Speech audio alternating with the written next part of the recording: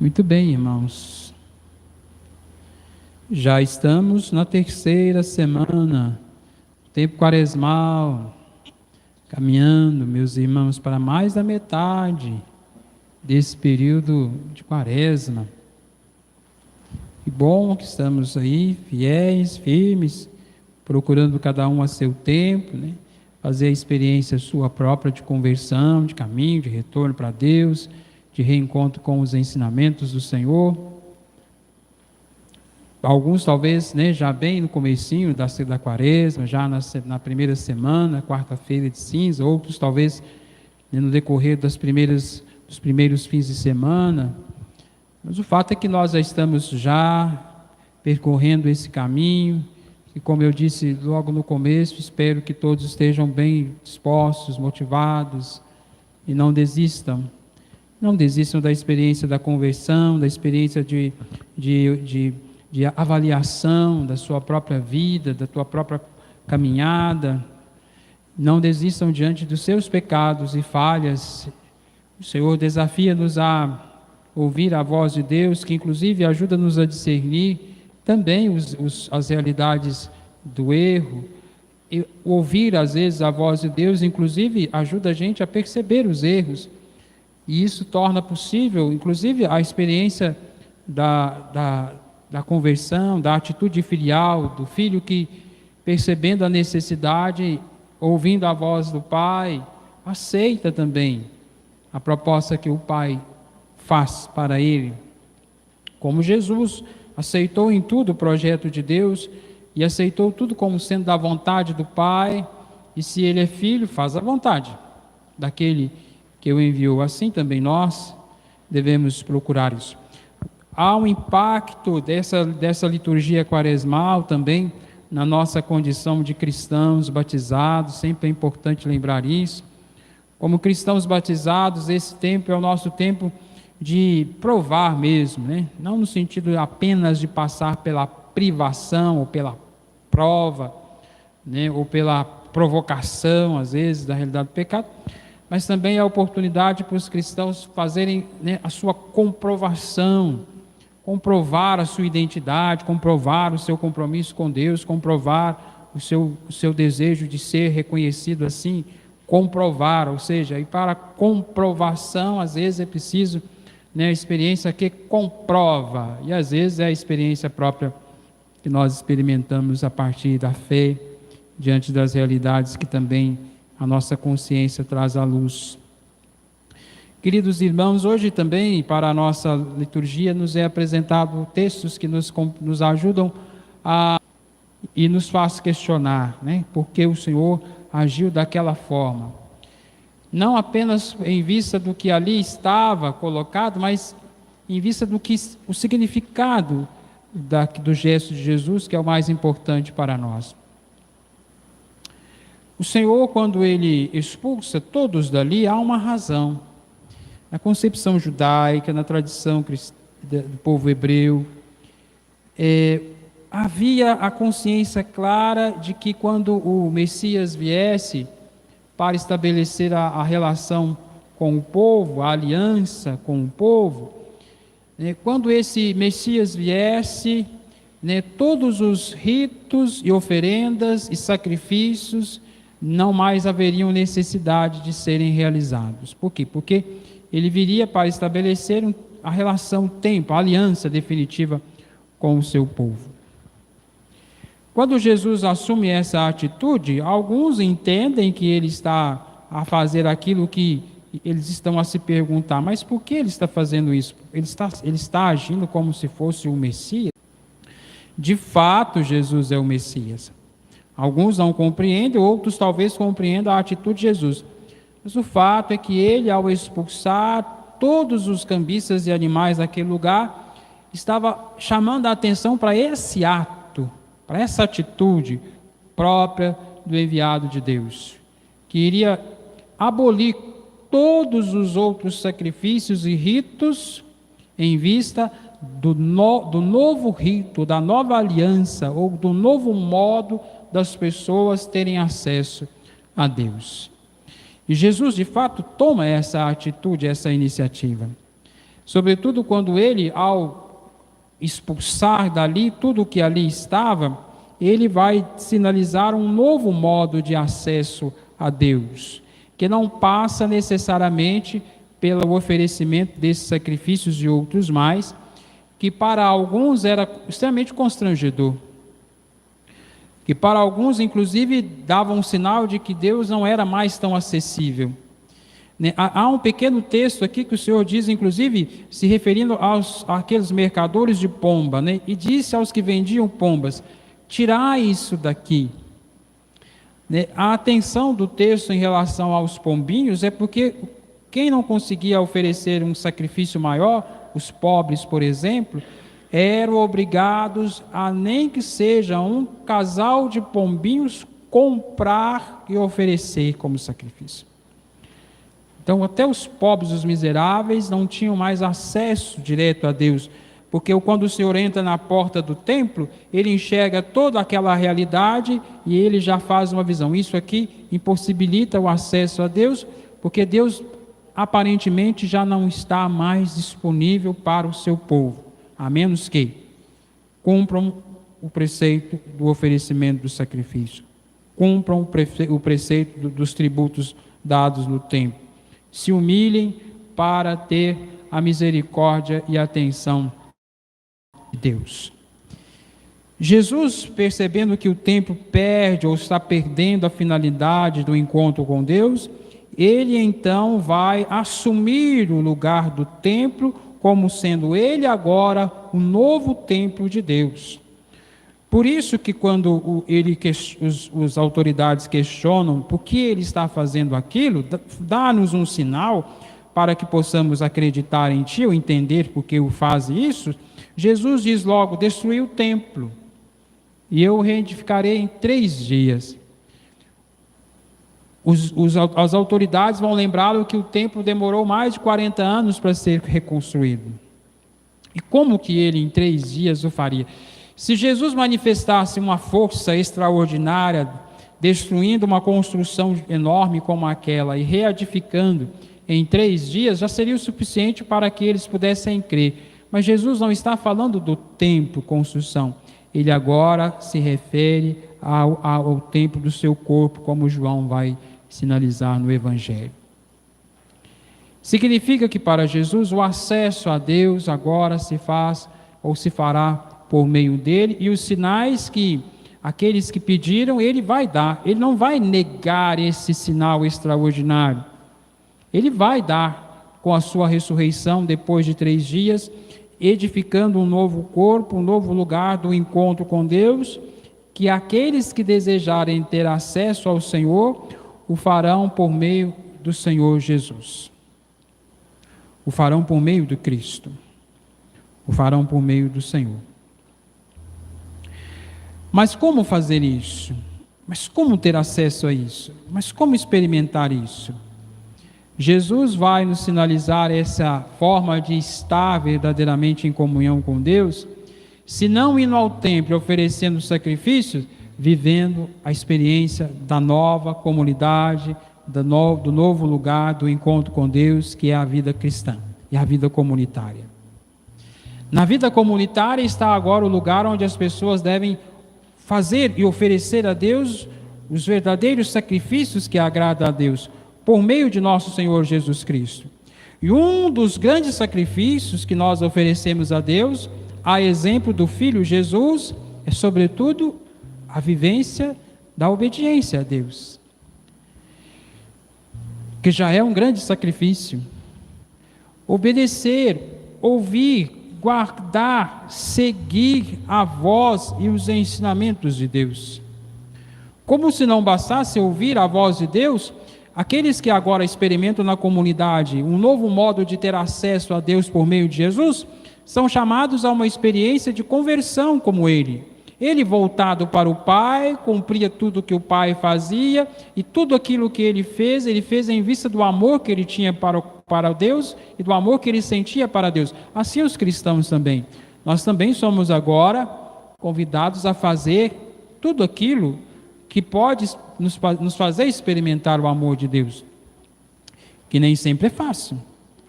Jesus disse certa vez: se alguém te der um tapa na face direita, oferece a esquerda. Se alguém te pedir o manto, dá-lhe também a túnica.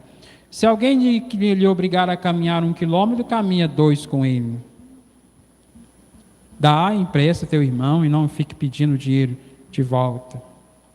O Senhor Jesus disse: vós dizeis que deveis amar os vossos amigos e compatriotas? Eu digo, não amais os vossos amigos e compatriotas, mas amais os vossos inimigos. Experiências como essas que Jesus ensina os discípulos seus e a igreja a querer experimentar. Quantas vezes devo perdoar o meu irmão? 7 vezes? Não apenas 7, mas 70 vezes 7. São atitudes de Jesus que vão mostrando, sinalizando o compromisso que aqueles que agora na igreja, na comunidade experimentam o caminho, o acesso a Deus, devem buscar. Do escutar a voz de Deus, mas também estabelecer uma relação com os irmãos e com os demais, e com a realidade criada, e com a natureza, e com tudo que Deus colocou diante de nós, numa relação de profunda comunhão, de fraternidade. Inclusive a gente está numa campanha da fraternidade.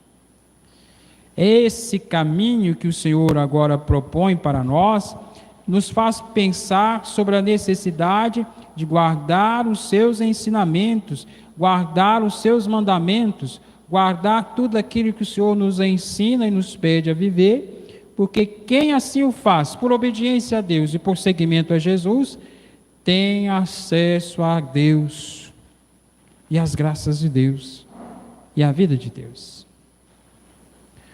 Quando nós ouvimos a primeira leitura, poderíamos nos perguntar, e a primeira leitura, que hoje nos falou dos 10 mandamentos? Sim, o capítulo 20 do texto do livro do Êxodo, capítulo 20, é onde estão os 10 mandamentos. Êxodo, capítulo 20, dos versículos de 1 a 17.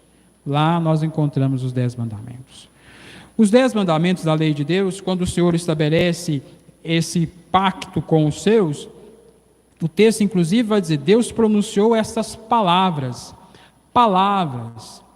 Embora os mandamentos signifiquem também leis e normas, né, como nós ouvimos, não terás para ti outro Deus, não pronunciarás o nome de Deus em vão, não deixará de santificar, e lembre de santificar o dia santo, sábado, não honra teu pai e tua mãe, não matar, não cometer adultério, não furtarás, não levantarás falso testemunho, não cobiçarás nem a casa, nem a mulher, nem o escravo, nem a escrava, nem o boi, nem o jumento, nem coisa alguma de teu próximo.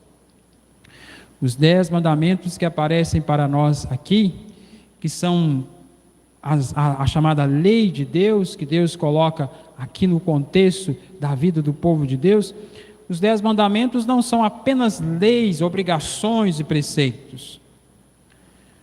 Os 10 mandamentos são uma forma de Deus estabelecer uma aliança conosco para a vida do povo. Nós temos muita dificuldade com ordens, com leis. Temos muitas dificuldades com essas palavras, porque nós sempre as vimos de forma negativa. Quando alguém diz não faça isso, nós já temos uma dificuldade. Quando alguém diz proibido isso, a gente já fica meio insatisfeito. Quando alguma orientação diz não se deve, não se pode, está proibido, a gente já tem uma série de dificuldades. Por quê? Porque nós temos sempre uma visão negativa da lei. Mas a lei nem sempre ela é negativa e ruim. Sobretudo quando ela é estabelecida não como proibição, mas como modo de estabelecer uma relação de vida. Os 3 primeiros mandamentos, honrar a Deus, guardar o dia santo, não tomar o nome de Deus em os mandamentos, estão voltados para Deus, sobretudo para que nós possamos compreender que quando Deus assim nos propõe, Ele não está a nos proibir, mas Ele está a nos conceder uma graça. Não ter outros deuses significa somente eu sou capaz de salvá-lo como salvei o povo do Egito. Se gastares o seu tempo e a tua vida oferecendo sacrifício a outros deuses, do que isso te servirá? Não tomar o nome de Deus em vão. Ou seja, não jurar falso, não dizer coisas e usar o nome de Deus para justificar coisas vãs e erradas. Por quê? Porque você atrai sobre você a ira de Deus, que não compactua com a sua atitude errada, o que é pior, né? Desfigura a face de Deus. Quando você diz algo e ainda jura em nome de Deus, sabendo que aquilo é errado, a pessoa que toma consciência do seu erro, vai ver o rosto de Deus desfigurado, porque vai pensar: que Deus é esse que meu irmão jurou em teu nome? Guarda os dias santos, né? Não vá trabalhar todos os dias, terá 6 dias para trabalhar, oferecer o seu sacrifício, mas o 7º dia deve descansar. Por quê? Porque nós precisamos de uma relação íntima com Deus, e não só uma relação de intimidade, mas inclusive para descanso, para agradecer, para oferecer e receber de Deus também os frutos do nosso trabalho, o merecimento do nosso trabalho. Não é à toa que o dia chamado santo, que para nós já não é mais o sábado, mas o domingo, é inclusive um dia para o descanso, o merecimento do descanso. E não apenas os mandamentos na relação com Deus, mas os demais que está na relação com o próximo, é para a convivência, gente. Como é possível, por exemplo, ter uma boa saúde espiritual e familiar dentro de casa, se nós não respeitamos as nossas origens, que são nossos pais? Como não podemos ter horror à morte, não matarás, por exemplo? Porque se eu justifico, por exemplo, a morte de um semelhante meu, um ser humano como eu, independente dos seus erros e pecados, é para isso que existe a lei também, que deve ser, quando justa, também vai direcionar a pena que alguém que cometeu, por exemplo, um crime grave, gravíssimo, deve inclusive pagar pelo seu erro. Sim. Mas se eu justifico a morte de um semelhante meu, significa que eu também estou sentenciado à mesma realidade que ele, e se a humanidade dele não tem valor, tampouco terá a minha. O adultério, que é sobretudo uma quebra da relação e da confiança, e onde não há confiança, né, os vínculos se rompem e as realidades se destroem, e os amores e os compromissos não se firmam, e o que é pior, há uma desconfiança gigantesca, porque um não foi capaz de ser fiel, e isso gera uma desconfiança gigantesca. Não tirás as coisas do outro, porque ao tirar as coisas do outro eu estou sendo injusto com ele. Não levantar falso testemunho, porque sobretudo falso testemunho é uma falta de caridade. Não cobiçar as coisas do outro, porque isso gera sentimentos de inveja no coração, sentimentos de apego da parte do outro. Ou seja, os 7 mandamentos que estão relacionados à relação com os demais é para a boa convivência. Se temos obrigações para a convivência com os irmãos e temos obrigações para a relação com Deus, aonde isso é ruim? Aonde isso é negativo? Aonde isso não é algo a ser desprezado, desprezível, colocado de lado. Por isso que os mandamentos entram aqui, no contexto dessa chamada de atenção para nós, que também, ao longo da Quaresma, também nos perguntamos a respeito das leis e preceitos, e por que estamos nós nos perguntando se estamos ou não cumprindo ou vivendo eles de forma correta. Porque no fundo, quando Deus estabelece os 10 mandamentos e as alianças, é para a vida, é para o bem. O Senhor não estabelece para nós normas para o nosso sofrimento, mas é para a nossa felicidade. Por isso é tão importante, e por isso ele aparece aqui. E por isso Jesus assume o compromisso de ser ele agora o caminho pelo qual percorremos para o encontro com Deus. Porque na relação com Jesus e no seguimento de Jesus também estarão para nós muitos dos mandamentos de Deus, se não compilados nos 10 que já nos servem de bússola, para que tenhamos ideia e consciência do que devemos viver, respeitar e guardar para termos vida, mas o próprio exemplo que Jesus nos dá para seguir a respeito de sua vida, vai estabelecer muitas outras realidades que também, se seguimos, se guardamos, se as vivemos, temos a vida. E a vida em plenitude, e a vida em abundância. A vida da graça, a vida de Deus. Para isso, haja conversão.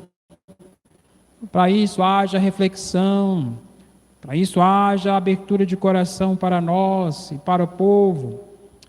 Que nós estejamos dispostos a fazê-los, irmãos, em vista do bem que está reservado para aqueles que na fé e confiando no Senhor se propor também seguir esse caminho. Que para alguns pode ser escândalo, como diz Paulo, mas para nós é sinal de vida e salvação.